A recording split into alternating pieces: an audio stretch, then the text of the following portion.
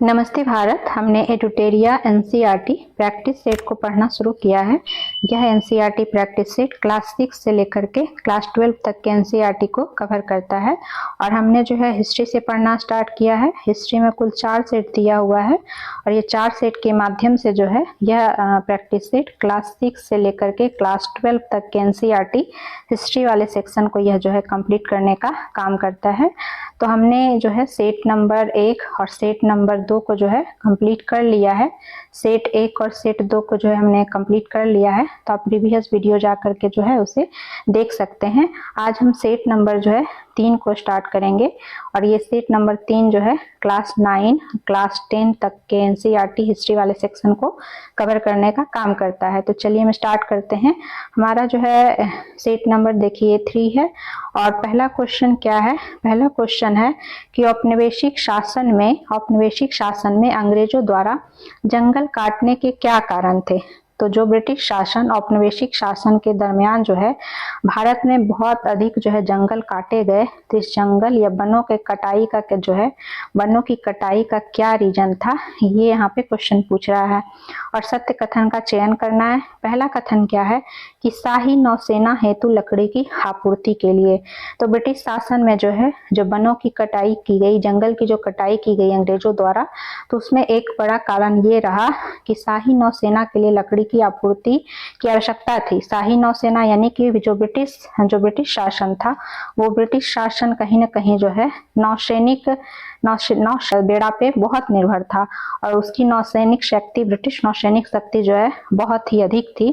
तो इस नौसैनिक शक्ति को बनाए रखने के लिए, ताकि उसका उपनिवेश जो है जगह जगह पर बरकरार रहे, तो उसके लिए जो है जहाजों की आवश्यकता होती थी और उस जहाज के निर्माण के लिए जो है लकड़ी की आवश्यकता थी। इस लकड़ी की आपूर्ति का जो है बहुत बड़ा इनको एक तरह से शोध भारत में देखने को मिला।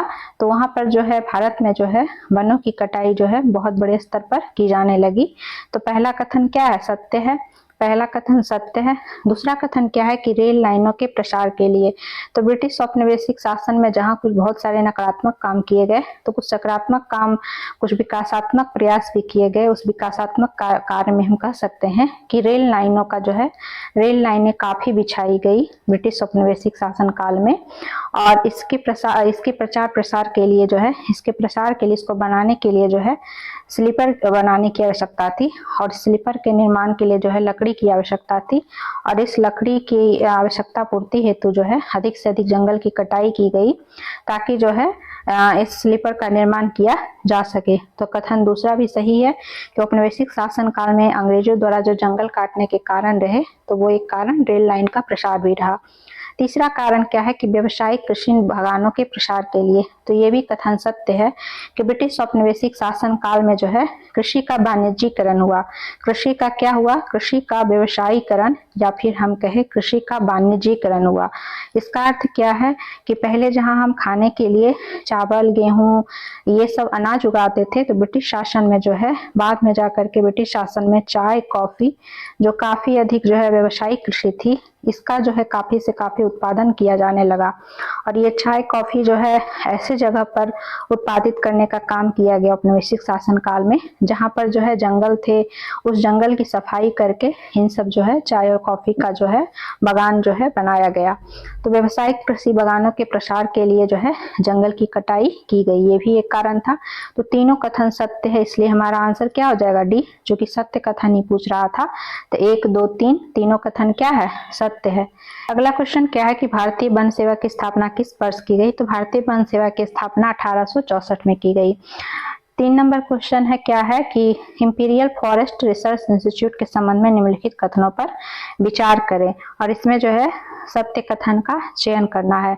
तो पहला कथन क्या है कि इसकी स्थापना 1905 में देहरादून में हुई। तो जो इंपीरियल फॉरेस्ट रिसर्च इंस्टीट्यूट है, यानी कि जो भारतीय वन अनुसंधान संस्थान आज के डेट में हम कह सकते हैं, तो उसकी स्थापना देहरादून में तो हुई है, ये तो ठीक है, बट 1905 में नहीं, 1906 में हुई है। कब हुई है? 1906 में। तो इसलिए ये कथन गलत हो जाएगा। वहीं दूसरा कथन क्या है कि यहाँ जिस पद्धति से शिक्षा दी जाती थी उसे वैज्ञानिक वानिकी कहा गया। तो दूसरा कथन सत्य है कि इसी पर्पज से इसकी स्थापना भी की गई थी कि यहाँ जो है उस पद्धति से शिक्षा दी जाए, वैज्ञानिक पद्धति से जो है शिक्षा दी जाए वनों के विकास के लिए। तो दूसरा कथन सत्य है, पहला कथन असत्य है। और पूछ रहा था सत्य कथन, तो इसलिए आंसर हमारा केवल 2 हो जाएगा, केवल दूसरा कथन सत्य है। लेकिन आप ये याद रखेंगे कि इंपीरियल फॉरेस्ट रिसर्च इंस्टीट्यूट या फिर आज के सेंस में भारतीय वन अनुसंधान की स्थापना जो 1906 में हुई है, और कहाँ हुई है, देहरादून में ही हुई है। नेक्स्ट कि वन अधिनियम 1878 के संबंध में निम्नलिखित कथनों पर विचार करें और सत्य कथन का चयन करना। पहला कथन क्या है कि जंगल को 3 श्रेणियों में विभाजित किया गया, आरक्षित, सुरक्षित एवं ग्रामीण। यानी कि जो वन अधिनियम 1878 जो ब्रिटिशर्स के द्वारा बनाया गया, तो उस वन अधिनियम के माध्यम से जो है जंगल को 3 श्रेणी में विभाजित किया गया। जो जंगल है उनको 3 श्रेणी में विभाजित किया गया। पहला रखा गया आरक्षित वन, दूसरा है सुरक्षित वन, और तीसरा जो है ग्रामीण वन। तो ये पहला स्टेटमेंट, पहला कथन सत्य है। दूसरा कथन क्या है कि सबसे अच्छे जंगलों को आरक्षित वन कहा गया। गांव वाले केवल सूखी लकड़ी एवं विशेष प्रकार की औषधि इस जंगलों से ले सकते थे। तो दूसरा कथन जो है असत्य है, क्योंकि सबसे अच्छे जंगलों को आरक्षित वन तो कहा गया, इतना तो ठीक है, बट जो है गांव वाले इस आरक्षित वन से सूखी लकड़ी और विशेष प्रकार के औषधि जो है यहाँ से जो है कलेक्ट नहीं कर सकते थे। इस जगह से जो स्थानीय लोग थे, वो स्थानीय लोग जो है गांव के जो लोग हैं वो कुछ भी नहीं ले जा सकते थे अपने उपयोग के लिए। वे घर बनाने या फिर ईंधन के लिए केवल सुरक्षित या ग्रामीण वनों से ही जो है लकड़ी ले सकते थे। जो यहाँ पर लिखा गया है कि गांव वाले सूखी लकड़ी और विशेष प्रकार के औषधि लेने का काम ये ग्रामीण वन से कर सकते थे, जो वन का तीसरा प्रकार था, न कि आरक्षित वन से। तो इसलिए दूसरा कथन असत्य हो गया। पूछ रहा था क्या असत्य कथन, तो हमारा आंसर ए हो जाएगा, केवल एक कथन सत्य है, दूसरा असत्य है। नेक्स्ट क्वेश्चन क्या है कि झूम खेती के नाम एवं संबंधित क्षेत्र का सही मिलान करें। यानी कि झूम खेती का कुछ स्थानीय नाम होता था, जगह जगह जो है वैरी करता था, तो उससे उसका मिलान करना है कि किन क्षेत्रों में किसको क्या कहते थे। तो इसका आंसर जो है सी हो जाएगा, यानी कि लादिंग झूम खेती का ही नाम है। और इसको जो है लादिंग कहाँ कहा जाता था, झूम खेती का लादिंग जो नाम है वो कहाँ कहा जाता था, तो दक्षिण पूर्व एशिया में इसे जो है लादिंग के नाम से जाना जाता था। वहीं जो है दो कासी यानी कि मिल्पा मध्य अमेरिका में कहा जाता था। और चितमेन जो है अफ्रीका में कहा जाता था। 3 का क्या है, बी। और चेना कहाँ कहा जाता था, चेना जो है श्रीलंका में कहा जाता था। तो ये सब झूम खेती का स्थानीय नाम है, और भारत में तो इसे झूम खेती या फिर और भी इस झूम नाम से जाना ही जाता है।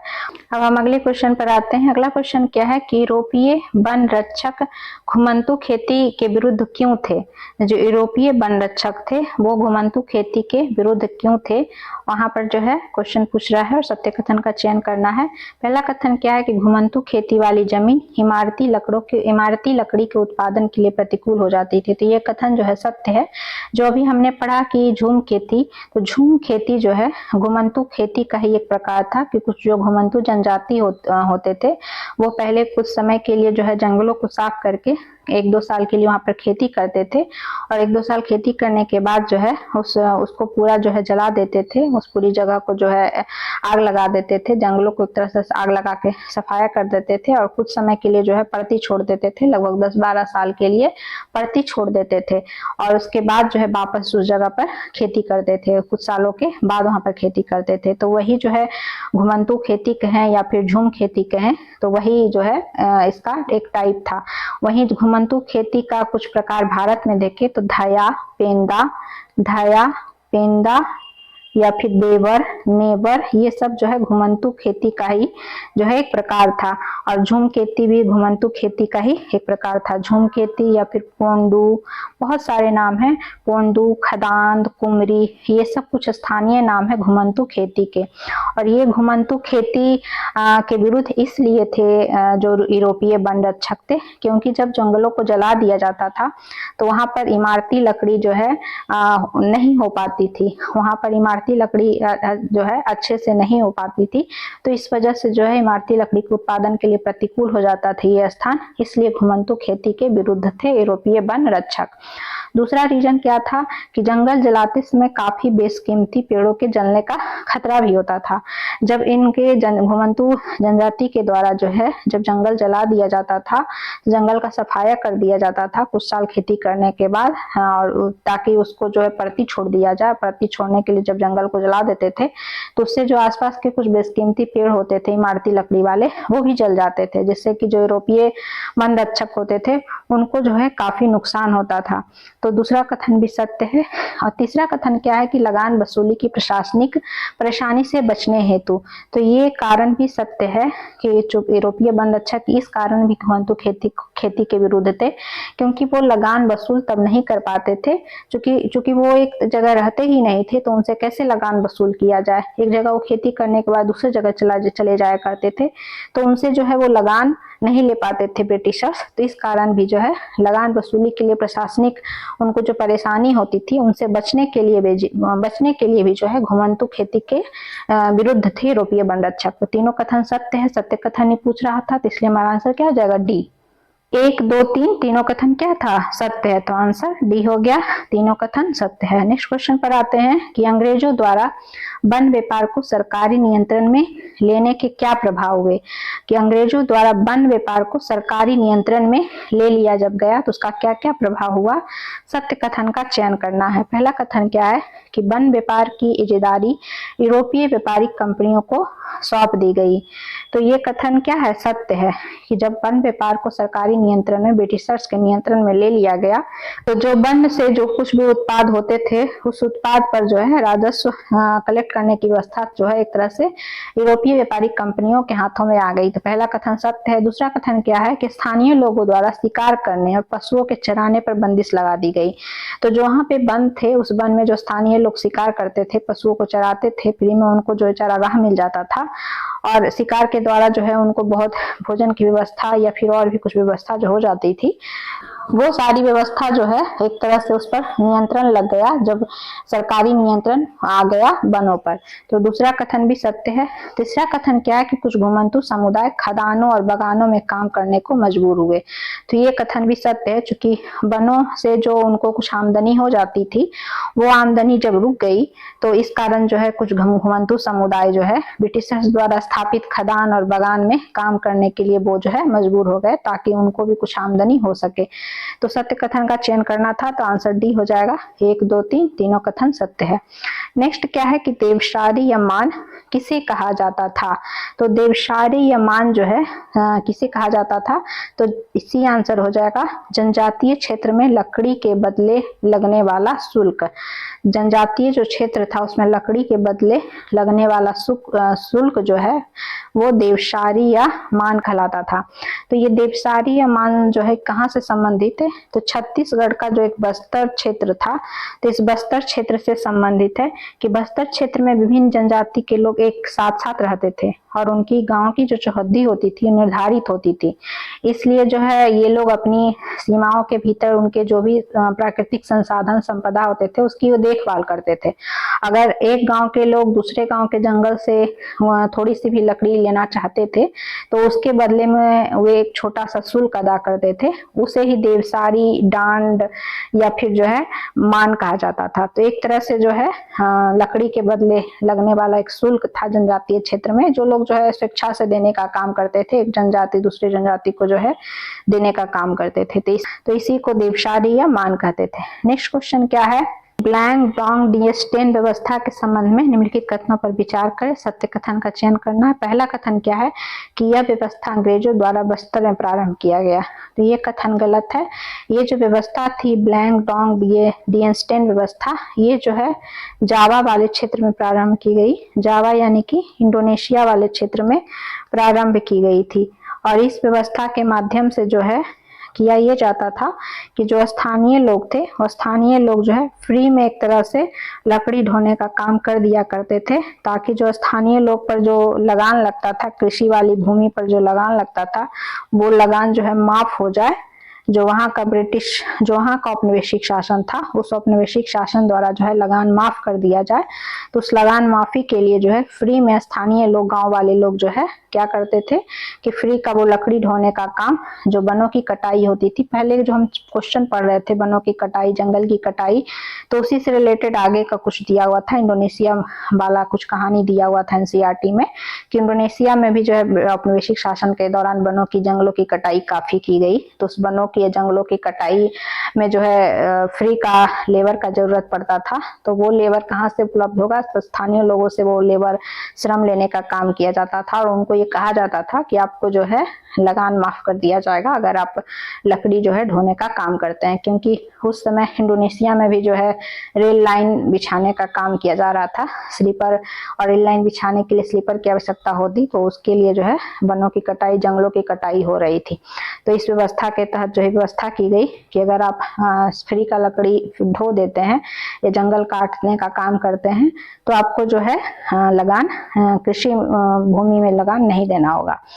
तो इसलिए ये व्यवस्था को हमने पढ़ा। तो पहला कथन तो गलत है। दूसरा कथन क्या है कि इसमें गांव वाले को लगान मुक्ति के बदले लकड़ी, लगान देख दिया हुआ ना, लगान मुक्ति के बदले लकड़ी ढोने के लिए जो है मुफ्त में लकड़ी ढोना, साथ ही साथ जो है उनका कुछ जो स्थानीय पशु था वो सब उपलब्ध कराएंगे।